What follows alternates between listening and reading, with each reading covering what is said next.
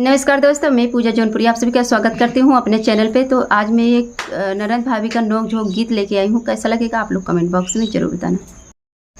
अंगना से बोले नदिया कंगनवा हमले बाई हो, भौजी तोहरा के भाई ले ललनवा कंगनवा हमले बाई हो, भौजी तोहरा के भाई ललनवा कंगनवा हमले बाई हो।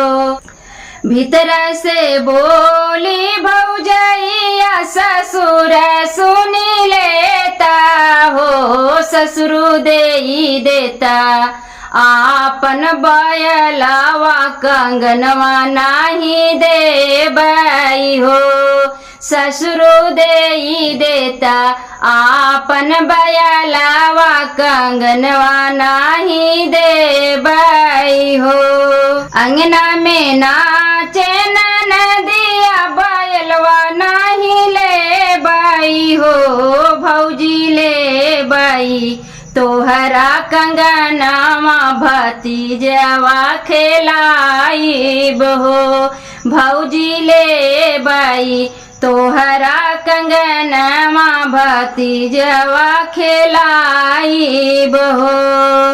भीतर से बोले भौजैया जेठ सुन लेता हो, भीतर से बोले भौजैया जेठ सुन लेता हो, जेठ दे देता आपन घोड़ावा कंगनवा नाही दे बाई हो, जेठ दे देता आपन घोड़ावा कंगनवा नाही दे बाई हो।